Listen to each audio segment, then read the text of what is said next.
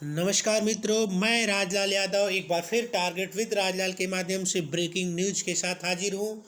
पहला न्यूज है, शिक्षक संघों की अपील, लॉकडाउन के बाद हो मूल्यांकन। उत्तर प्रदेश माध्यमिक शिक्षक संघ ने प्रदेश सरकार से मूल्यांकन का लॉकडाउन पूरा होने तक स्थगित करने की मांग की है। शिक्षक विधायक सुरेश त्रिपाठी का कहना है कि केंद्र सरकार ने लॉकडाउन की अवधि 17 मई तक बढ़ा दी है।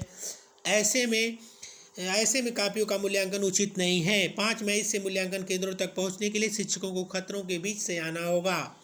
माध्यमिक शिक्षक संघ ने जिला अध्यक्ष राम प्रकाश पांडे और मंत्री अनुज पांडे ने मूल्यांकन रोके जाने की मांग की है। ठकुराई गुट के प्रदेश महामंत्री लालमणि द्विवेदी ने तर्क दिया कि मार्च में जिस समय कापियों का मूल्यांकन रोका गया था, उस समय पूरे देश में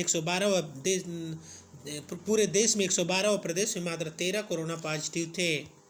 दूसरा समाचार है बच्चों की ऑनलाइन पढ़ाई से जुड़ा हुआ। ऑनलाइन पढ़ाई और कैरियर को लेकर विद्यार्थियों की उलझनें दूर की शिक्षाविदों ने। नई दिल्ली, किसी का सवाल था कि ह्यूमैनिटी के बाद इस सीडीएस में सिलेक्शन की कितनी संभावनाएं हैं, तो किसी ने पूछा कि क्या 12वीं गणित के बाद बिना एंट्रेंस के सीधे इंजीनियरिंग कॉलेज में दाखिला हो सकता है।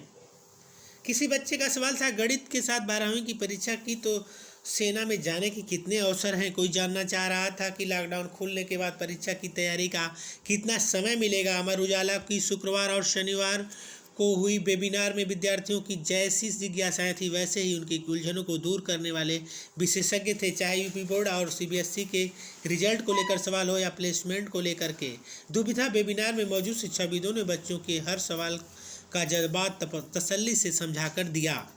वेबिनार के पहले दिन जहां करीब 150 से ज़्यादा छात्र छात्राओं ने ऑनलाइन सीधे सवाल किए, तो दूसरे दिन शनिवार को 250 से ज़्यादा विद्यार्थियों ने प्रश्न पूछे। इंजीनियरिंग और प्रबंधन शिक्षा के क्षेत्र में शीर्ष विद्वान और जानकारों ने बच्चों की हर जिज्ञासा यूजीसी और एनसीटीई के दिशा निर्देशों का हवाला देकर शांत की। शुक्रवार शनिवार को विद्यार्थियों के सवालों का जवाब Yogesh Mohan Agarwal, Manoj Agarwal, Mohit Agarwal, doctor Prabhakar Gupta, Bhanu Pratap, professor A P Garg, Gautam Sinha, Sunil Roy, Aditya Sharma, Sanjay Srivastava और डॉक्टर मजहर नकवी जैसे विद्वानों ने दिया। इस दौरान बच्चों को एकीटीयू के वाइस चांसलर प्रोफेसर डॉक्टर विनय पाठक और सीबीएसई की रीजनल ऑफिसर श्वेता अरोड़ा का मार्गदर्शन भी प्राप्त हुआ। कक्षा 12वीं के विद्यार्थियों के लिए अमर उजाला की इस खास वेबिनार में भाग लेने के लिए अभी एक और अवसर है। सोमवार 4 मई को अपराह्न 3:30 से 4:30 बजे तक होने वाले वेबिनार में भाग लेने के लिए आप निःशुल्क रजिस्ट्रेशन कर सकते हैं। रजिस्ट्रेशन कैसे कराएं? इसके लिए udaan.amarujala.com पर लॉग ऑन करें और QR कोड को स्कैन करें।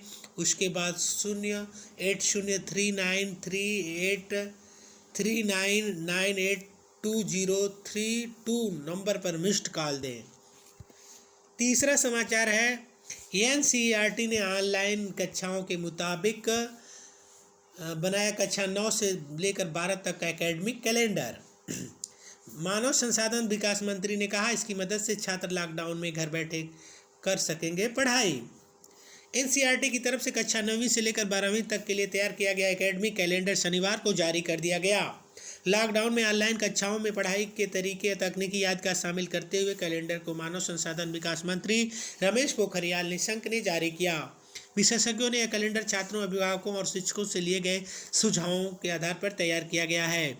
इससे पहले एनसीईआरटी कक्षा 1 से लेकर 5वीं तक और कक्षा 6 से लेकर 8वीं तक के वैकल्पिक कैलेंडर भी बना चुका है। इन कैलेंडरों को दूरदर्शन मंत्रालय ने स्वयं प्रभा चैनल से लेकर सभी टीवी चैनलों पर प्रसारित कराया जाएगा। इस कैलेंडर के आधार पर ही एनसीईआरटी राज्य स्कूल शिक्षा विभाग, स्कूल शिक्षा बोर्ड को केंद्रीय विद्यालय संगठन, नवोदय विद्यालय समिति या संस्थान अपनी गतिविधियां संचालित करते हैं। कैलेंडर जारी करते समय निशंक ने कहा कि इसकी मदद से जहां अध्यापक विभिन्न तकनीकी और सोशल मीडिया प्लेटफॉर्म के जरिए घर में ही बच्चों को अभिभावकों की देखरेख में पढ़ा सकते हैं।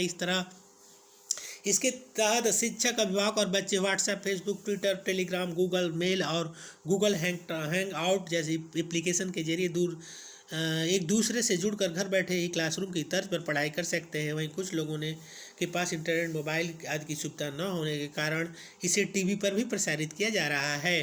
साप्ताहिक आधार पर किया जाएगा जारी। सिलेबस के अनुसार विषयों को बनाया गया है। रुचिकर, अनुभवी आधारित शिक्षा और कला और शारीरिक शिक्षा के साथ योग को भी शामिल किया गया। तनाव और चिंता को दूर करने के तरीके भी सुझाए गए हैं इस कैलेंडर में। कैलेंडर 4 भाषाओं संस्कृत, उर्दू, हिंदी और अंग्रेजी में किया गया है जारी।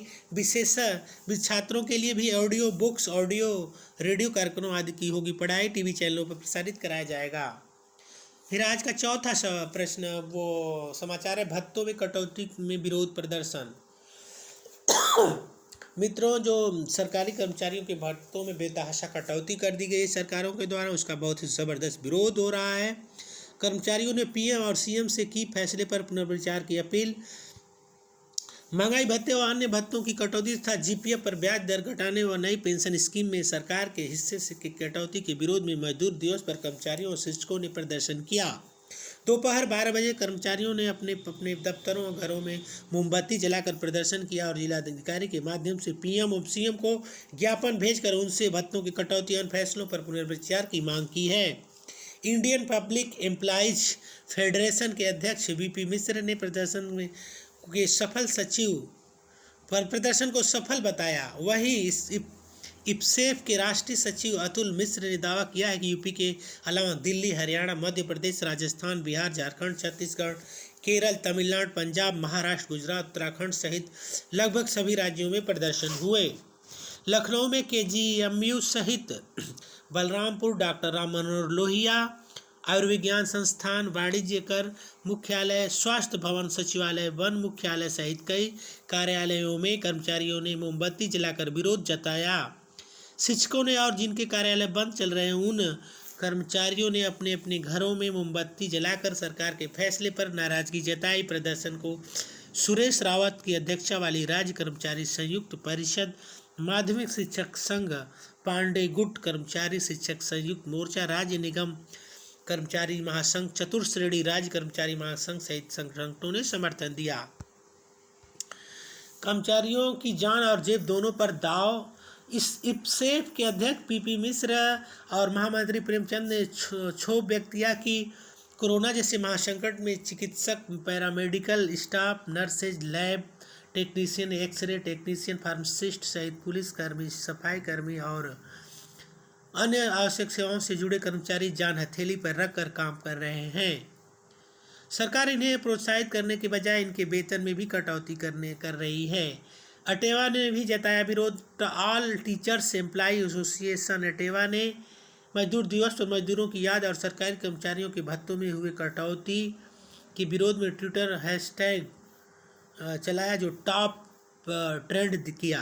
अटेवा और नेशनल मूवमेंट और फॉर ओल्ड पेंशन स्कीम के अध्यक्ष विजय कुमार बंधु और अटेवा के प्रदेश महामंत्री डॉक्टर नीरज पति त्रिपाठी ने कहा कि दिहाड़ी मजदूर हो या सरकारी, किसी की रोजी रोटी छीन गई है तो किसी के वेतन और भत्ते। इसलिए प्रधानमंत्री, वित्त मंत्री, भारत सरकार और अन्य मंत्रियों को ट्वीट करते हुए हैशटैग अभियान चलाया गया। सीटू और उत्तर प्रदेश स्थानीय निकाय कर्मचारी महासंघ ने भत्तों में कटौती का विरोध किया है। अगला समाचार है, बीडीओ के रिक्त पदों पर भर्ती को लेकर बड़ा विवाद। सतर्कता आयोग तक पहुंची शिकायत। प्रतियोगी छात्रों ने सीएम को किया हजारों ट्वीट। प्रतिनियुक्ति से पद भरे जाने का किया विरोध। प्रयागराज खंड विकास अधिकारी के रिक्त पदों को प्रतिनियुक्ति से भरे जाने के निर्णय को लेकर विवाद बढ़ गया है। मुख्य सचिव के इस आदेश के खिलाफ प्रतियोगी छात्रों ने मोर्चा खोल दिया है। प्रतिनियुक्ति से बीडीओ के पद भरे जाने की प्रक्रिया में भ्रष्टाचार की आशंका जताते हुए छात्रों ने केंद्रीय सतर्कता आयोग को पत्र लिखकर शिकायत दर्ज कराई है। साथ ही मानवाधिकार आयोग को पत्र भेजकर कहा है कि शासन प्रतियोगी छात्रों के अधिकारों का हनन कर रहा है। मुख्यमंत्री को भी हजारों ट्वीट किए गए और मांग की गई कि हमेशा की तरह पीसीएस परीक्षा के माध्यम से बीडीओ के पद भरे जाएं। मुख्य सचिव की ओर से जारी पत्र में कहा गया है कि बीडीओ के रिक्त 336 पद प्रतिनियुक्ति से भरे जाएंगे। इसके लिए उत्तर प्रदेश ग्राम्य विकास विभाग राजपत्रित अधिकारी सेवा नियमावली 1991 में संशोधन का निर्णय लिया गया है। इस निर्णय के विरोध में हजारों प्रतियोगी छात्रों ने मुख्यमंत्री को ट्वीट कर अपनी शिकायत दर्ज कराई है और उसमें मांग की है कि पूर्व की भांति बीडीओ के रिक्त पदों पर पीसीएस परीक्षा के माध्यम से भर्ती की जाए। भ्रष्टाचार मुक्ति मोर्चा के अध्यक्ष कौशल सिंह, प्रांतीय सिविल सेवा के मार्गदर्शन दुर्गेश त्रिपाठी छात्रों ने ट्वीट करके इस मामले में मुख्यमंत्री से हस्तक्षेप करने की मांग की है। वहीं प्रतियोगी छात्र संघर्ष समिति के मीडिया प्रभारी अवनीश पांडे एवं छात्रों की ओर से केंद्रीय सरकार को भेजे गए पत्र में कहा गया कि 1 अगस्त 2017 को शासन की ओर से जारी पत्र में स्पष्ट रूप से निर्देश दिए गए थे कि उत्तर प्रदेश लोक सेवा आयोग के माध्यम में बीडीओ के रिक्त पद भरने की भर्ती की जाएगी। इसके बावजूद पिछले 17, 18, 19 में ग्राम विकास ने आयोग की बीडीओ के पदों का अध्याचन नहीं भेजा है। वहीं 20 सितंबर 2017, 14 सितंबर 2018, 15 नवंबर 2018 और 30 अप्रैल 2020 को जारी पत्र में भी रिक्तियों को मनमाने ढंग से भरे जाने का उल्लेख किया गया है, जो भी निश्चित तौर पर एक बड़े भ्रष्टाचार का संकेत है। वर्तमान में पीसीएस 2017 के लिए आवेदन की प्रक्रिया चल रही है और उसमें इस बार भी आयोग को बीडीओ के पदों पर भर्ती के अध्याचन में नहीं शामिल किया है। अवनीश ने इस पूरी प्रक्रिया में भ्रष्टाचार का आरोप लगाते हुए केंद्रीय सतत आयोग से जांच की मांग की है। हाईकोर्ट में इस वर्ष गर्मी की छुट्टी नहीं। इलाहाबाद हाईकोर्ट में कोरोना महामारी के लिए लॉकडाउन के कारण की गई बंदी के कारण इस वर्ष ग्रीष्मावकाश नहीं होगा। यह निर्णय मुख्य न्यायमूर्ति गोविंद माथुर की अध्यक्षता में हुई हाईकोर्ट के न्यायाधीशों की प्रशासनिक कमेटी ने लिया है। कमेटी ने प्रदेश के जिला न्यायाधीशों सहित हाईकोर्ट के अधीन अधिकरणों और कमर्शियल कोर्ट को अगले आदेश तक बंद करने का फैसला लिया है।